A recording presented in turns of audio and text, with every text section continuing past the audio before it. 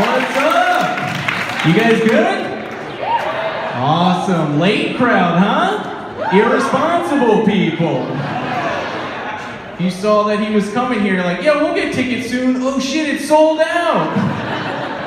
That's you guys. My name is Umar. I live in Baltimore City, guys. Thank you. We'll be sad after the show together. I live in Baltimore City. Whenever I tell people that, when I go do shows in the county in DC, everyone's like, oh my God, you must be brave. And it's like, look at me. I'm an adult wearing skinny jeans and a hoodie. I live in a neighborhood with cupcake shops. I'm safe. I live in a neighborhood where people pay fuck tons of money for food, and when it comes, there's this much food on your plate. And everyone's like, you gotta support local. It's like, you're not supporting local shit. How many poor businesses did you pass on the way to your charcuterie restaurant? And what the fuck is charcuterie? Is that Lunchables for rich assholes? A lot of cured meat fans in here. And I live in a hipster neighborhood, surprise, surprise. And I think I have an anger problem. Like, I get really mad at the stuff I see. Like, whenever I see a dude under the age of 45 with just a mustache, I get pissed. I'm like, yo, you're trying real hard to get laid.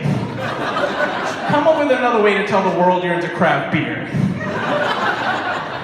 And these assholes that like walk around with torn clothing to give off the effect like they did some hard shit earlier. It's like, what did you do? Listen to a really exhilarating TED Talk? Yeah, man. I love Baltimore City. I guess like Baltimore City isn't that safe, you know? Like I heard on the news a couple months ago, 9 people were shot and killed in a 12-hour period, which is super sad. And one of them was a 3-year-old, which is even more sad. But when they interviewed this dude on the news about it, he was like, man, it was a tragedy, because that baby was doing nothing to nobody. As if they're shitty babies who deserve to be shot. That's crazy. I live near a rich white neighborhood. I like to take walks through it. But ever since everything went down in Baltimore last year, I feel weird. I feel like I look like a threat to people. And I know I totally shouldn't, because I just look like I'm looking for coffee all the time. So I like taking walks through this rich white neighborhood, so I started doing this thing where I treat white people like bears. Because bears and white people have a lot in common besides the fact that they both like raw organic honey. Like, bears also want to know everything that's going on around them, especially if they have kids with them. Like, if you came across a bear and it didn't know you were coming and you accidentally scared it, it'd be like, hey motherfucker, you spooked me. I wasn't gonna eat you, but you embarrassed me in front of my children. So when you walk around the woods where there's a lot of bears, this is true. I watch a lot of bear documentaries, DC. You're supposed to clap and make noise so you don't accidentally scare a bear. So when I walk around rich white neighborhoods, I just yell out friendly white shit all the time. I'm like, coconut water! Quinoa! 401ks!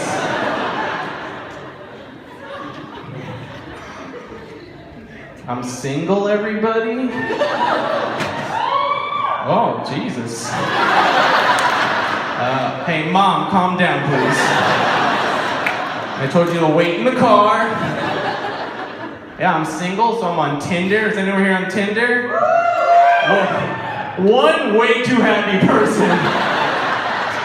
This dude's like, I'm lonely! I feel like a lot of you lied about that question. I'm on Tinder and I don't like it because I haven't been getting that many matches, and I started feeling ugly about myself. But then I read a study that said people of color are way less likely to get matched on an online dating site. And after reading that, a wave of relief fell over me. I was like, oh my God, thank God, I'm not ugly. The world is racist. I'd much rather live in a hateful world where I'm good looking. I used to think girls looked at my profile picture and went, ugh, he's gross. But now I think they look at my picture and go, he's cute, but my dad wouldn't approve. Or he's cute, but I don't want an Aladdin baby. Oh, fuck you, DC, that's a great joke. Especially because there's a lot of Aladdin babies here. I've learned a lot about white women from Tinder. Apparently, white women love adventures. Every white woman in their profile description is like, I love adventure! But then every picture's of them in a bar holding a drink. It's like, what's your adventure? Not getting a DUI on the way home? And I've only dated white women, and I get nervous when I meet parents. I think most people raise their kids to be open-minded, but when parents meet me, they're like, ooh, not that open-minded. We just want you to shop in the ethnic food section, not fuck it. Thank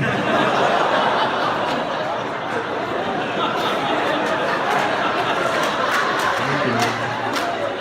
I'm sorry for all the people who came with their parents. I have been dating a lot and I hate it. Because dating is just two people lying to each other, right? Like the whole time you're like, yeah, I like reading too. That's why I don't even treat dating like getting to know somebody. To me, dating is detective work. I'm like, I know something's fucked up about you. I'm gonna figure it out. And then a relationship is when two people come together and lie to everyone else. They're like, yeah, we're happy. We totally wanted that baby. I've been going on a lot of coffee dates, because I date white women, and I've been going on a lot of coffee dates, and they're the worst date. Because who wants to become more alert as a date goes on? You know? And when you date a lot, you find yourself in awkward situations. Like, don't get weird. We all have a hookup we regret, right?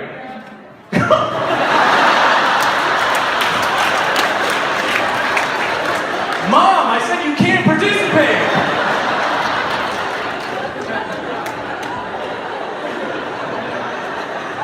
Thank you to the one honest person. The rest of you, you're the regret.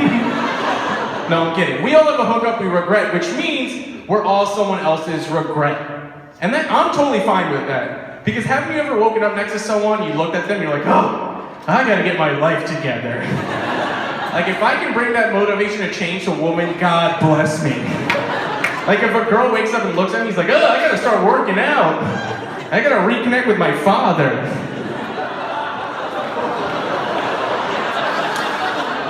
It's another great joke, DC. But it sucks when you see the regret happen live on the person's face on the date. And that happened to me recently. And I should have known it was gonna be trouble because the girl kept prefacing the date by saying, I'm kind of nervous, I've never been out with a brown dude before. And it's like, you've been out with a human, right? It's like that, but way better.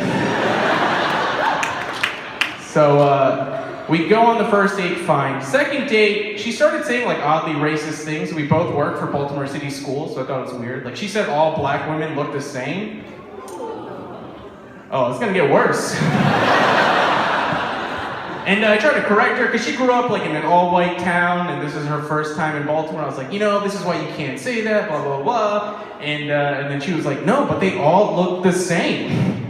And then I was like, in that moment, I was like, okay, I have to have sex with this woman. Because just knowing it's gonna make her parents angry is gonna make it better. And so second date, we're in my bedroom because we're two consenting adults. Our clothes come off and she's like, never mind. And then so we talk about it, we decide to be friends because I'm a pussy, and but after every time we kept hanging out, she would text me like, hey, how come you didn't try to kiss me? How come you didn't try to kiss me? And I texted her, I was like, dude, I can't tell if you're into me or not. And then she texted, do you want honesty? And I should have said, no. And what she should have said was, do you want brutality? So I was like, fine, go ahead. And I swear to God, this is what she texted. She said, I can't handle hairy guys, ... but everything else about you is great. And then she thought she would save that by immediately texting, I'm sure you'll find someone who's into that and she'll have hair in her vagina and it'll be awesome. So she's dead. And you can hear about it on the next Serial podcast. The next time you hear my voice is gonna be from prison from a collect call. Just kidding.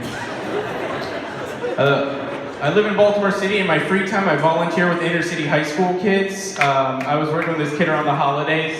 He was like, "Hey Umar, what'd you do for Christmas?" I was like, "Nothing, man." He was like, "Why not?" I was like, "Because I grew up Muslim. My parents didn't do that." He looked at me and he was like, "Man, Christmas is the best. You're a grown-ass man. Celebrate that shit next year." I was like, "Thanks, Darrell." He's like, "My name's Darrell." I was like, "Darrell, you're a grown-ass man. Change your name." I love these kids. They're amazing. They're super smart, super funny. The one thing I don't like about working with them is that black teens are really good at making fun of you. And they'll say shit that makes no sense, but it still hurts. Like this kid was staring at me. He's like, "You know what, Umar? Your head's shaped like a box of Newports." What the fuck does that mean? But it hurt. And I wasn't letting this kid get away with it, so I was staring at him, trying to figure out something I could make fun of him for, and he just looked at me, he's like, "Nah, you taking too long," and walked away. I just graduated grad school. I'm a school psychologist for Baltimore City, and when I was in, no, don't clap for that, that's dumb. And you don't even know if I'm good at it. I'm a school psychologist. When I was in grad school, the issue of spanking kids came up, and don't judge anybody. Do not judge anybody. And this is gonna be fun. This is a diverse crowd. Clap if you are against spanking children.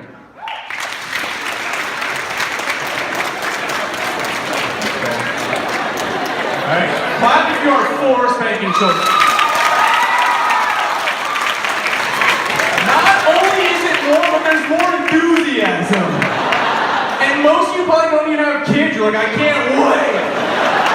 I hope they're shitty." A man who raised her hands above her head, why do you think it's a good thing?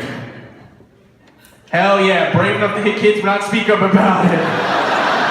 I'm against it because there's no science to support it, but like you saw, most people are for it. Even my colleagues who understand child development, they're for it. Like, I was in a class and the professor said, 40% of kids who are spanked are more likely to be aggressive when they're older. And this girl in my class got pissed. She stood up, she's like, "I was beaten up normal." It's like, yo, you did a very not normal thing to prove that. And I was spanked like crazy growing up. My mom used to hit me with a spatula so much so that I thought that's what they were for. Until I went over to a white person's house, I saw his mom flipping eggs, I was like, hold the fuck up. You're gonna serve me food with that? After that's on someone's ass? But here's the thing, people do want to hit their kids, so psychologists have to come up with safe ways for people to do it. So they'll say, if you want to hit your kid, don't do it right when you caught them doing something bad because you might be angry and you might go overboard, so wait a little bit. But how creepy is that? Now you're just waiting on you to beat the shit out of your kid.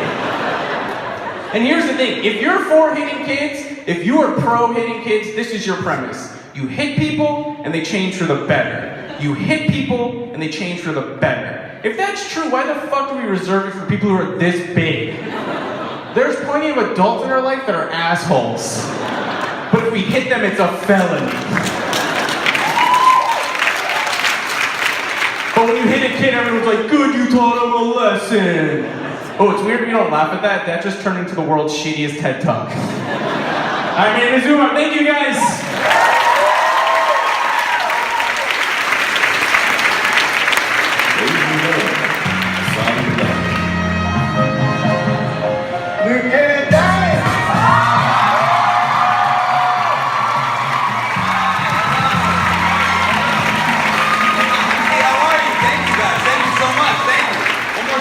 Give it up for him, right?